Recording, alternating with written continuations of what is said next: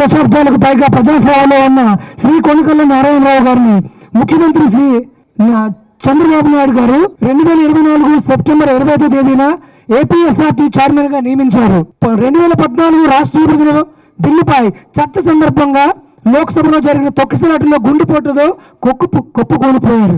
Really was suffered a lot. డాక్టర్లు open heart surgery చేశారు ఆ రోజున.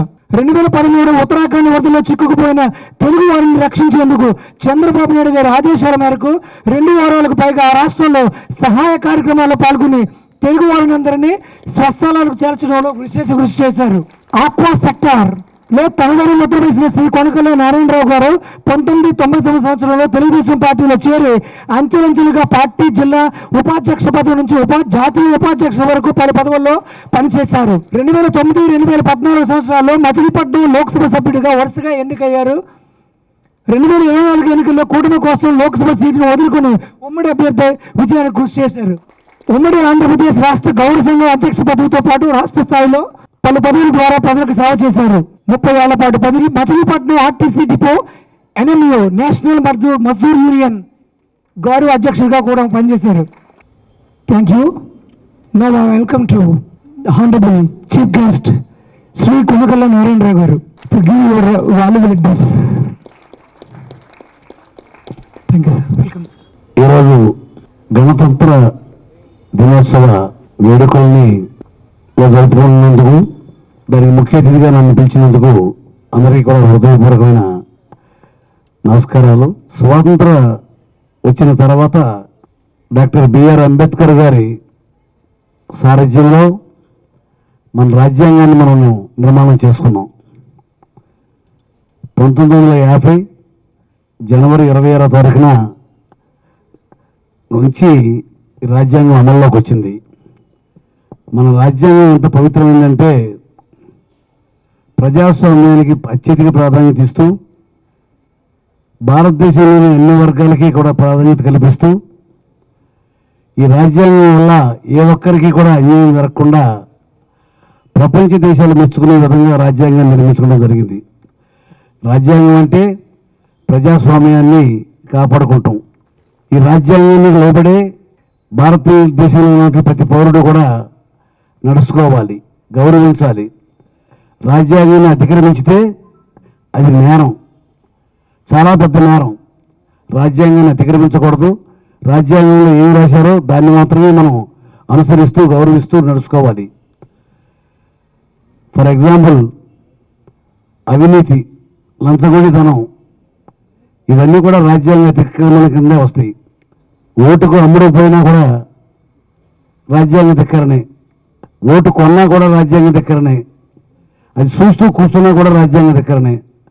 ఇలా అడుగడుగునా కూడా ప్రజాస్వామ్యాన్ని రక్షించుకుంటూ కాపాడుకుంటూ నడిస్తేనే మన దేశంలో శాంతి సౌభాగ్యాలు ఉంటాయి. అందరికీ కూడా ఆస్తుల రక్షణ. గతంలో పూర్వమైతే మనకి రాజ్యాంగం రాసుకోవడం ముందు బలం గలవాడిదే రాజ్యం.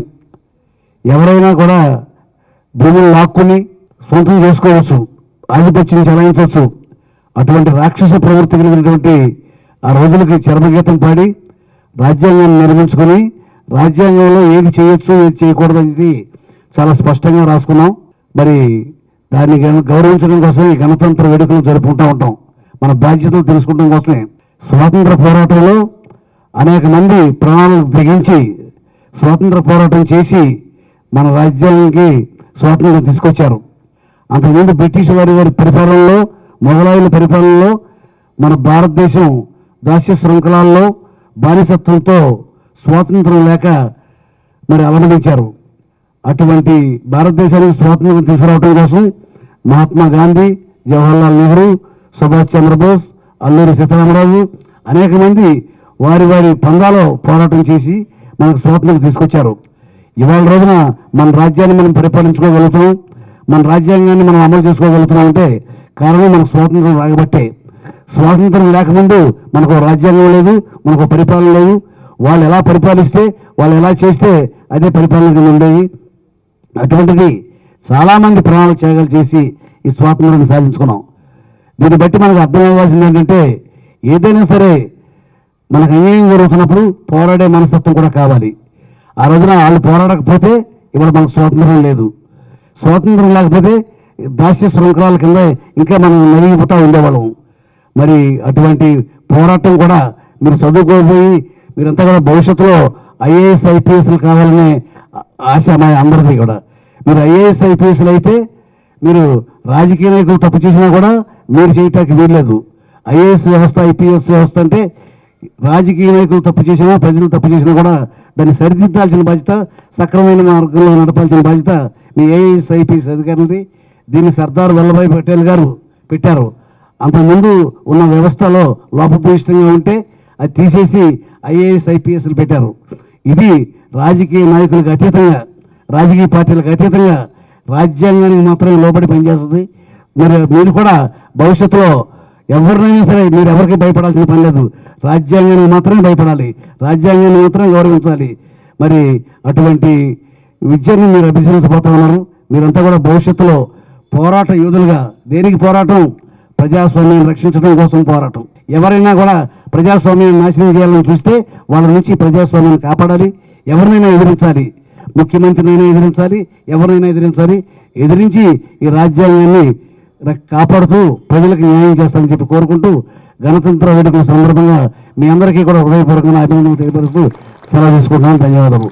ఈ కార్యక్రమానికి ముఖ్య అతిథిగా వచ్చేసినటువంటి సునీల్ కుమార్ గారు, ఆయన CBSE syllabus secretary, under secretary గారు, ప్రసాద్ గారు, మరి అధినేత విద్యా సంస్థల అధినేత సుధాకర్ గారు, జంపాన్ శ్రీనివాసరావు గారు, మరి ఇక్కడ ఇచ్చేసినటువంటి విద్యార్థులందరూ కూడా హృదయపూర్వకంగా మరొకసారి గణతంత్ర వేడుకల యొక్క శుభాకాంక్షలు తెలియపరుస్తూ సెలవు తీసుకున్నాను.